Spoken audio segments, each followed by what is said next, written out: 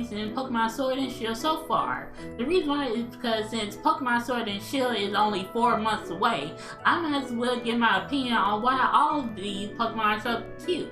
And some of them I believe that should have been worked on a little bit more.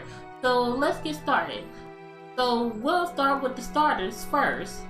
Let's start with Grookey. Now I love Grookey. I found it really cute when it was released in the Sword and Shield demo not too long ago, back in February. And I liked it, the way it climbed up the chimney wall and banged this stick on the rock. I find it really amazing, and that made me to think whether its evolution would be either a grass or rock type or a grass and ground type, because based on its holding the stick, I'm basing it's still a grass type, but it also could be, since grass is rooted to ground like the stick it was holding in his hand, it can be either grass or ground type. So that's why I think Grookey was an amazing choice in design. Next we have Scorbunny. Now I really like Scorbunny, and the first ever fire type that has to be a bunny, besides Baniri, which was a normal type. I believe Baniri was cute, but it didn't have all that potential. But with Scorbunny, I think it will have a chance to show a lot of potential. And with this evolution, I think it might be Electric Fairy, or just an electric and fire type. And with the new move is to get, I'm thinking it should be like a duo fire and electric type, just like Hawlucha having Flying Press, which was a dual fighting and flying type. Next is Sobble, and oh my god, I simply love Sobble. I'm Sobble team all the way. I just found it cute, and it just needs to be protected because it cries a lot. Why did it cry so much? I do not know, but all I need to know is that I need to protect it at all costs.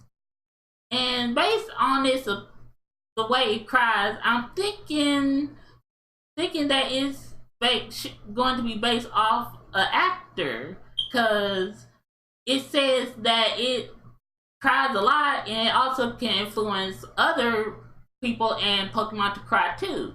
So I'm thinking that it's based on an actor, the way actors move people by their acting. They can make us either cry or laugh, or sometimes be even angry.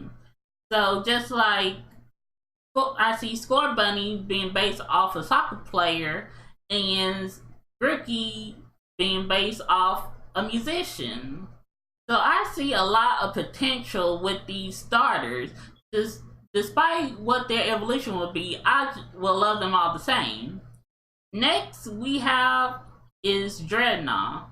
I was a little disappointed when I saw Dreadnought. It looked really cool, which made me think, oh, it was going to be based off of a snapping turtle, which it is. It's going to be a water dragon, but to my surprise, it was a water rock type.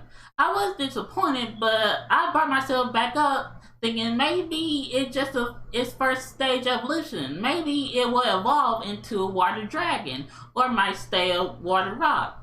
Even the case may be, I'll still like Dreadnought because it's based off a snapping turtle, which I think is really cool. And it also has the ability Strong Jaw, which is a great fit for a Pokemon based off a snapping turtle. And next we have Corviknight. Corviknight is extremely awesome. And since it's based off a crow and or a raven, but I was a little surprised by its typing. I thought that it was going to be a dark and flying type, but it's categorized as a flying steel type. Why is it a steel and flying type?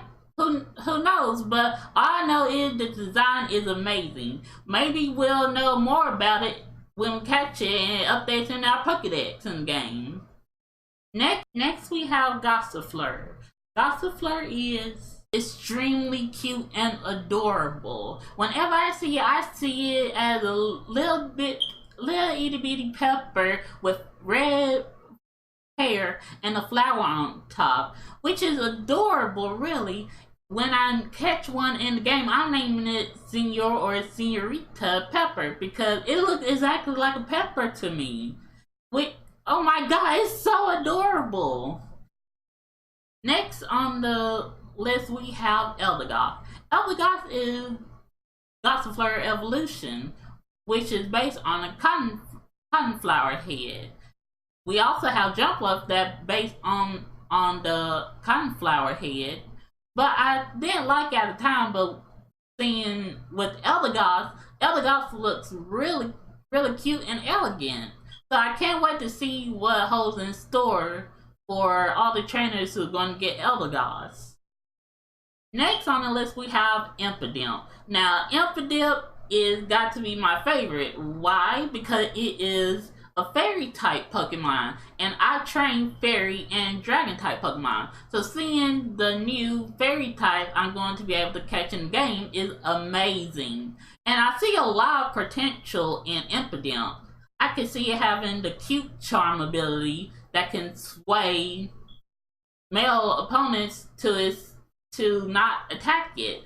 And the reason why I say that it should have cute charm is I believe that Impidimp might evolve into a succubus.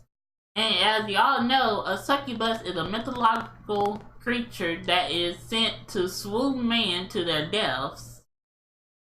And Impidimp, I see it's just awesome. Will it evolve into a succubus like Pokemon? I do not know, but all I know is it's an amazing Pokemon. And it's also a dual dark and fairy type, which is also why I believe that it's going to evolve into a succubus Pokemon. But if it doesn't, oh well, I'm still going to catch it because it's still a fairy type. Next, we have Yamper. Oh my god, how I love Yamper. Yamper is the most cutest pupper ever.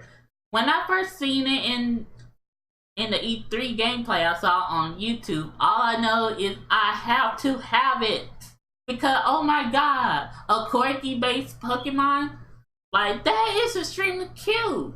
No one can beat it. Like, we have other dog like Pokemon in previous games, but none of them compared to Yamper. Like, look at that face! It's adorable! And next we have the legendaries. Next we have is Wooloo, and oh my god, I just love Wooloo. It was love at first sight. Like, I couldn't believe that the adorableness, like, oh my god, I was like, I need to protect it. Just like Sobble and Yamper, I need to protect it. Like, oh, like, it was a dream come true. And I was very excited because I would start to speculate whether it might evolve into a fairy type. Because when I say fairy type, I'm thinking of the nursery rhyme, Mary Had a Little Lamb. So that's why I believe Wooloo was the best design by far. And I'm gonna be amazed if they continue to bring on the cuteness, because nobody can bring this much adorableness in a video game. I mean, they can't. I mean, if they could top it, I'd be glad. But so far, Wooloo is up there. Wooloo is number 1 and Yamper is number 2. First is Zacian, and in my opinion, I feel like they should have done a little bit more with Zacian. Don't get me wrong, he is an awesome Pokemon, but it relayed my thoughts into what a legendary should look like, because legendary should be like awesome, represent that a legendary title, but with Zacian having the sword in its mouth, I just see it as a meme, because when I first saw Zacian, I was like, oh, that's pretty cute, but after Zacian came out, clutter of memes came out about it with just a puppy or some dogs holding a knife or some weapon in its mouth, and that just made me think, maybe Zacian is not all that cracked up to be. Don't get me wrong, it's still an awesome Pokemon, but I think they should have designed it where the sword is on its tail. That way it will look more ferocious and hold up the title of being a legendary. And finally, at last, we reach Zamazenta. Zamazenta is a amazing Pokemon. He holds up the legendary standards with this mane being a shield. Now that's what I look for in a legendary. You can actually tell that it's a legendary. It looks majestic. And when I see Zacian, I just but I love Zamazenta because it just holds up better than Zacian. And there you have it. There are all my opinions of the Pokemon and Sword and Shield so far. If you like my video, give it a thumbs up. Also subscribe to my channel if you haven't. I see you guys in the next video. Love one another and live in harmony. Bye guys!